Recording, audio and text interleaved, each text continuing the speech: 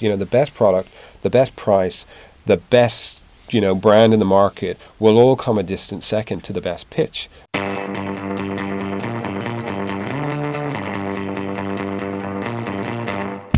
Hello, I've got Cian McLoughlin with me again. Welcome back, Cian. Thanks, John.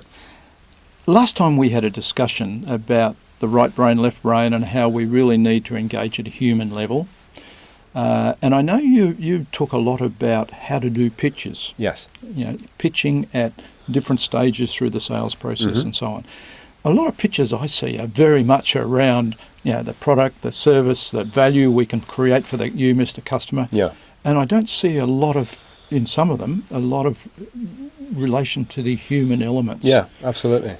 How do you recommend people actually leverage the human elements through the pitch? I think the first piece of advice I'd give is don't leave your personality in the chair when you stand up to talk. I mean, it happens so often, doesn't it? So often, and look, I suppose we've all been guilty of it as well. You feel under pressure. You might have a big audience or a very senior audience, and you think, I've got to be very serious here. I've got to be very corporate. I've got to make sure, I hit my mark. But actually, what you need to focus on really is being authentic, and you need to focus on creating a connection with your audience. And I think that's the more important part than the perception of being credible in the corporate sense. Because people are looking at you and making decisions. You become the personification of the brand you're representing, and so they're making decisions on you and your team.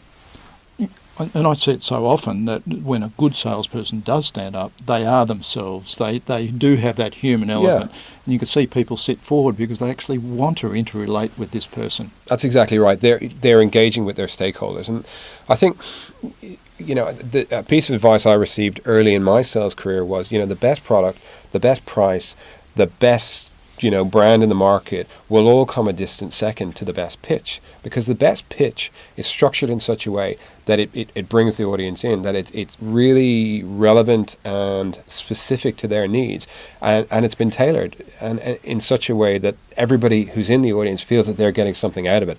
And that in my opinion is what constitutes a great pitch.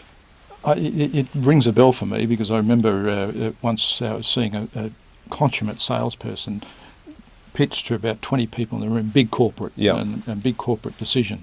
And that person had got to know all of the 20 people in the room over the sales process quite well, and knew what their personal and business drivers were. And during that pitch, I noticed he would make a point.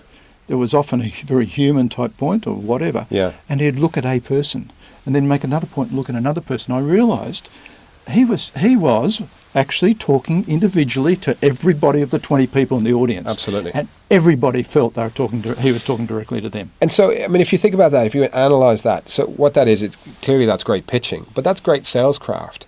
Because what that individual or the team had done is they'd done their discovery really well. So they knew what was pertinent, what was relevant, what people cared about. The CFO maybe cares about the ROI from the project. The IT department care about how it's going to integrate with the existing systems. The user community care about how much training is going to be required, or will it do the things that we've been able to do in the past. And all of those people also care about their own career and the people they're working for. So if you understand what they're trying to achieve personally, you can relate much better to them. You can. Help them. You can, absolutely. And I think, there's a little bit of a science to it. So we've mentioned discovery. I mean, that's really, really important. I think the other thing which is important is establishing your credibility and authority at the very beginning when you stand up to speak, because everything you say after that will either land or not land based on the fact that, do I think you're a credible authority? Do you know what you're talking about? Are you an experienced expert? The establishment of that often goes right back to what you've done through the sales process and even before. If you've got the right sort of presence, the right sort of personal brand, they can see this person emanates value,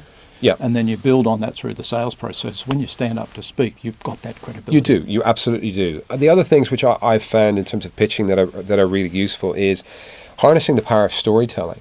Yes. I mean, storytelling, it's funny because it dates back to prehistoric times, on paintings on cave walls right the way through, and it's always been a constant part of our learning process as humans, and yet we don't use it very often.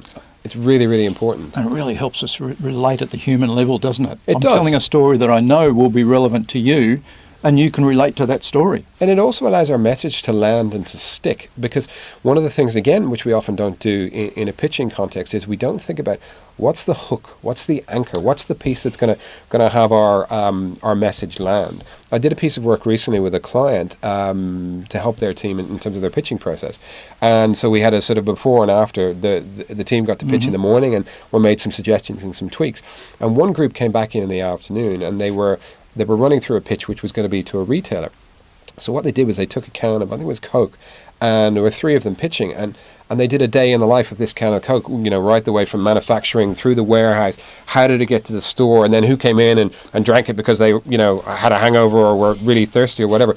And they passed the can from person to person as they did their pitch. And it was a really, really strong, subtle but strong hook that tied the narrative together and made it much more engaging for the audience. And memorable. Yeah, absolutely. They walk away and remember that for a long time. Correct. And I think the last thing for me in terms of pitching is earning the right to talk about yourself or your product or your company, because I think too often what we do is we show up and throw up. We get straight into, let me talk about us, let me talk about our features and our functions, and we haven't earned the right to do that. We have to establish the context of what we're going to talk about, the so what factor, before we then get into the detail. And I think if you can do that and you can tick some of those other boxes, you're a long way in the right direction to honing your pitch. So great advice on pitching there, and I think the audience will get a lot of value out of it. I certainly did, and I appreciate your time and your experience. Pleasure, John. Thanks very much for having me. Thank you.